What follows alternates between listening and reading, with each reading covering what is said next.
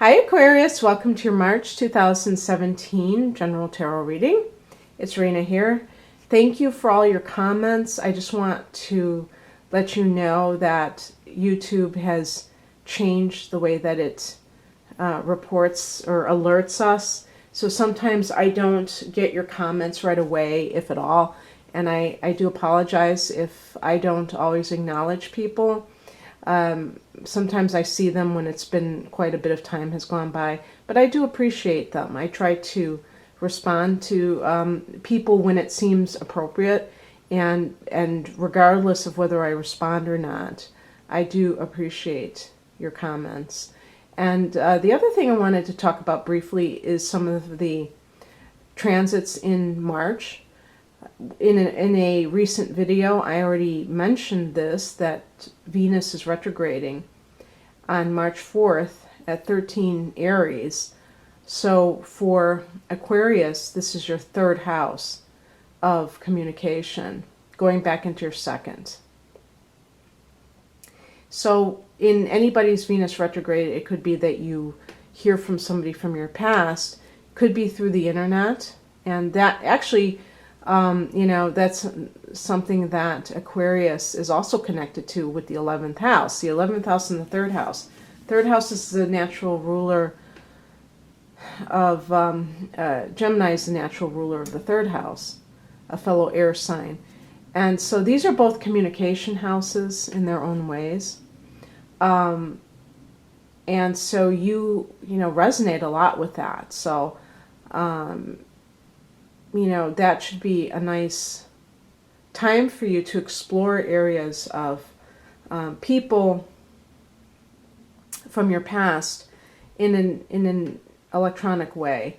And then it goes back into your second house of earned income.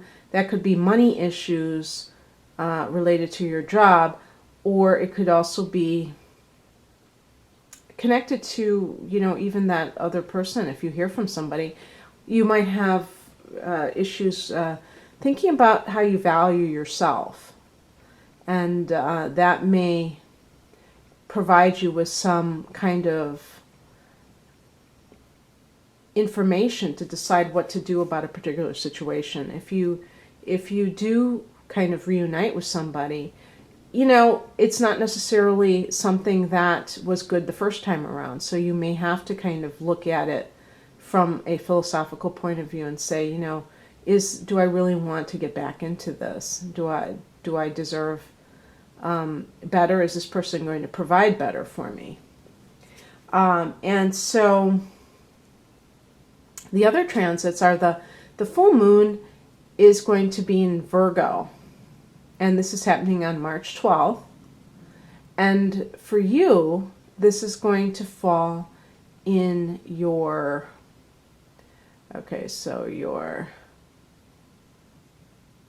I'm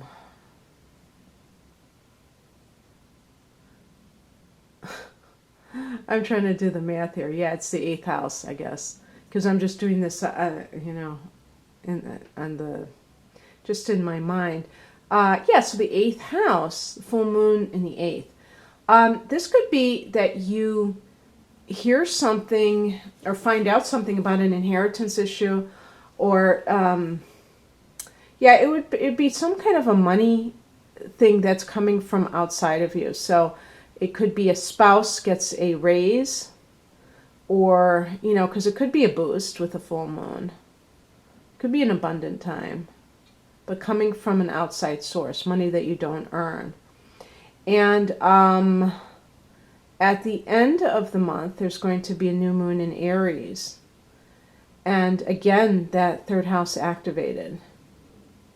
So new beginnings with something to do with communication, the internet. If you're working online, that's an example of that. Or any kind of sibling issues, because that's the third house. Neighborhood issues, third house. Or extended family members as well. So there's a lot of kind of like communication in general, I would say.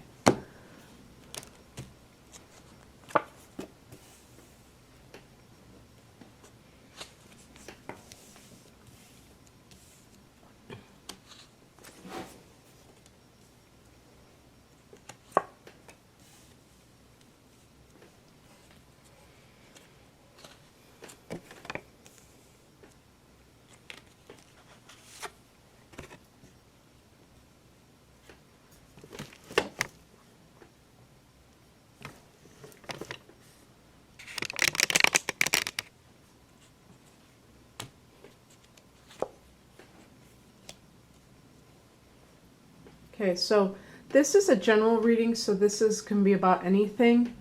This could be about love. This could be about your career matters. The heart of the matter is represented by the Temperance card, which is a card of balance. It's funny, isn't it, that it reminds me of Aquarius, the pouring the water into the cup. There's 1 foot in the water, 1 foot on land. That's having a foot in the spiritual world and on the material plane.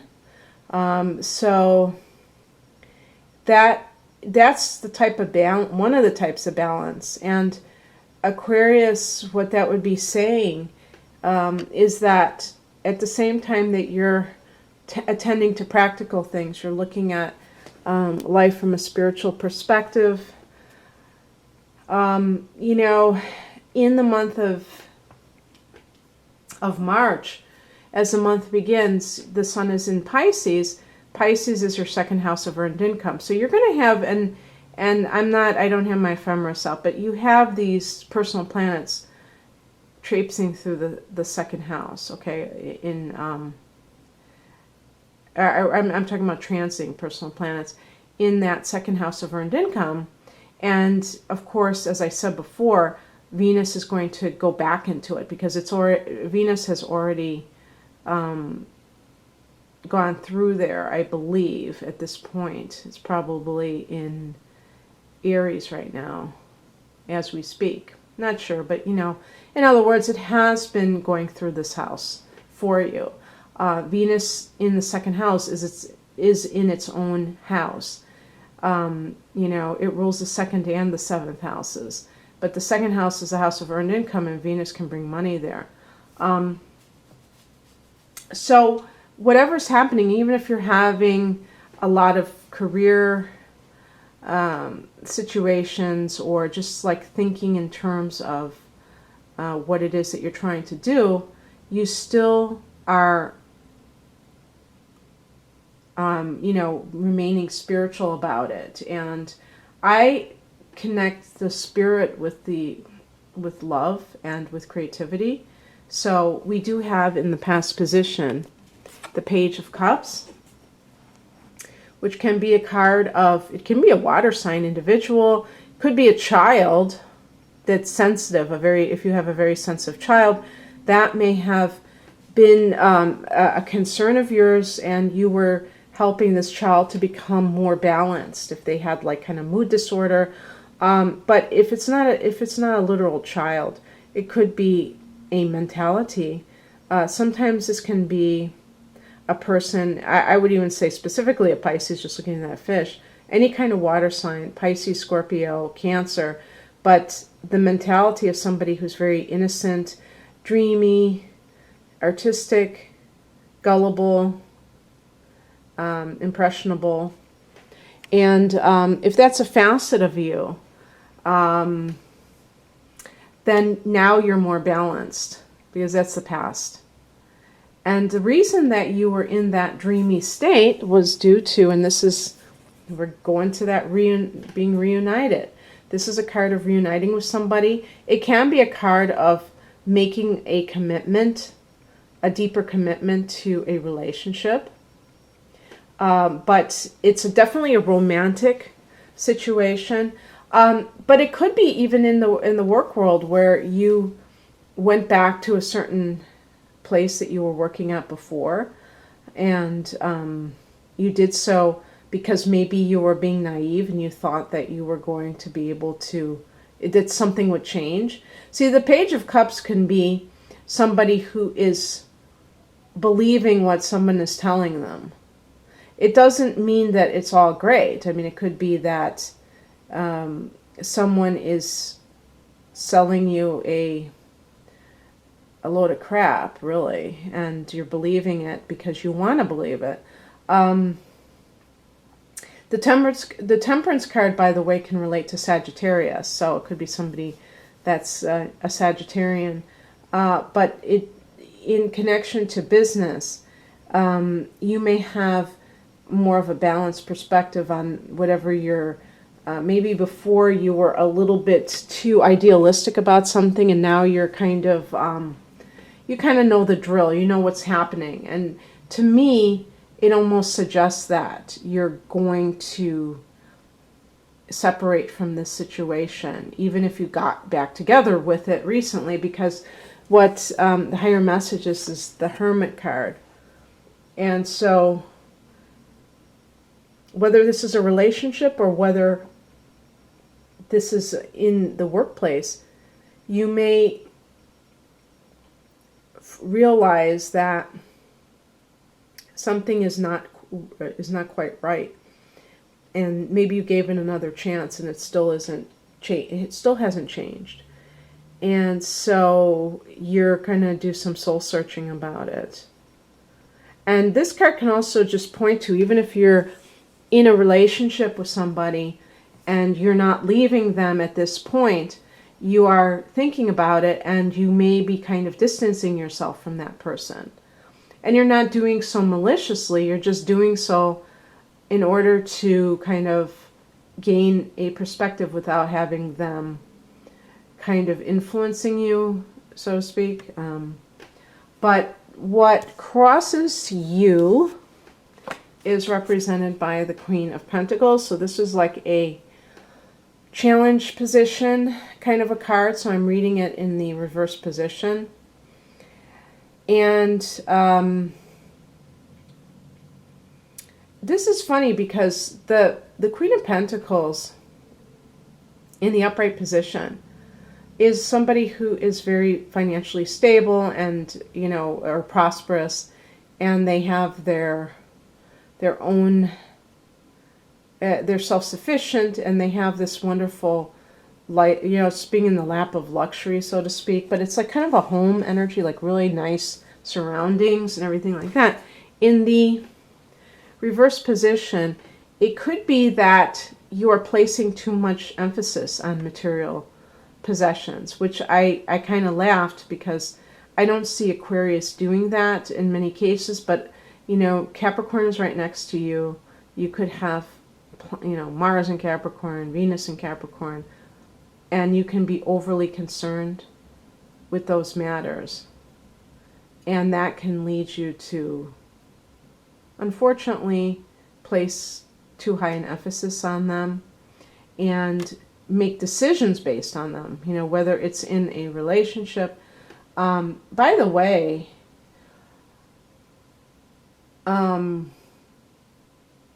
if you reunited with somebody that has bipolar, the Temperance card might be talking about that, because with the Page of Cups, this could be a person who's very emotionally sensitive, and to the point where they are very easily triggered by outer events, and they don't maintain that stable core.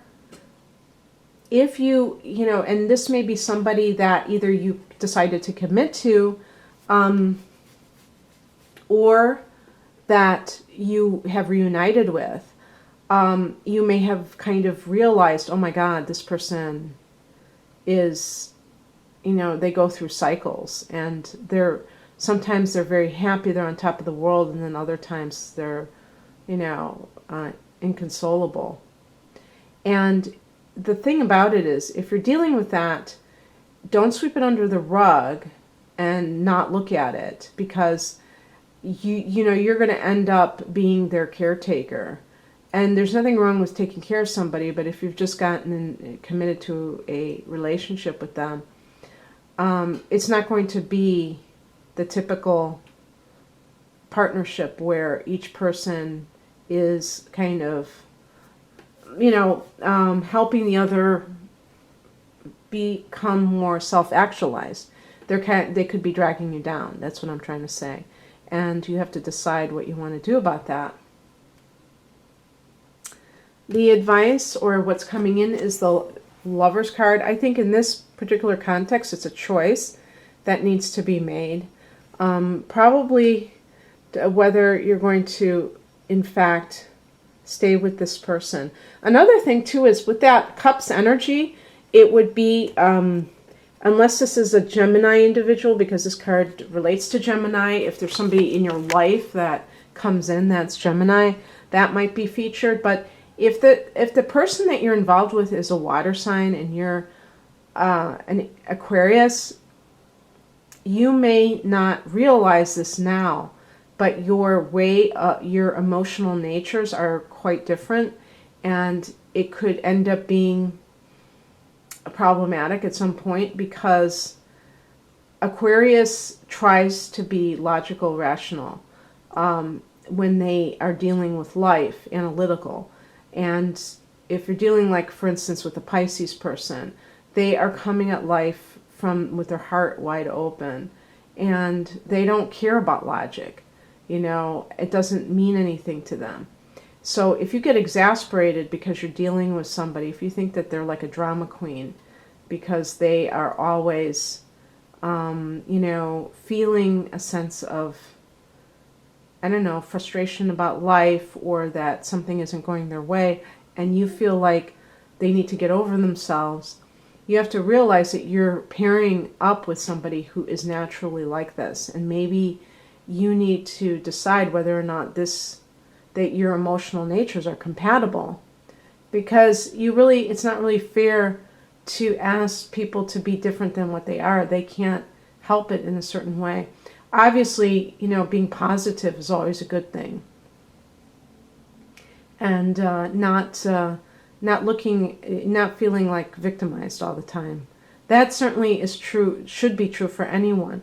But in terms of, if you see them as too needy, because they're coming from a place of wanting that very deep connection on the emotional level, you may be like, oh God, rolling your eyes, and you need to really look at the relationship and see if it's compatible with you.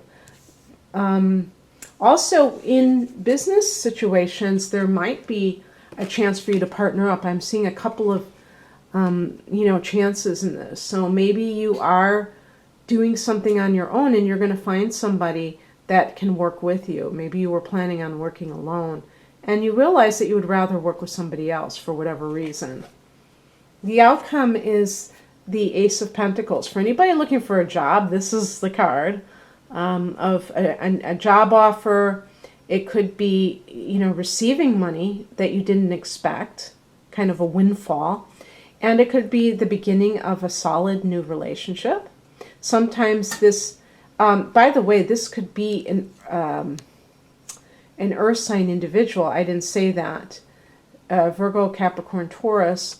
But this is in the challenge position. So I don't know if an earth sign person is someone that is a good influence that's coming in or not. But it could be with somebody who's of the earth element. And it could also be...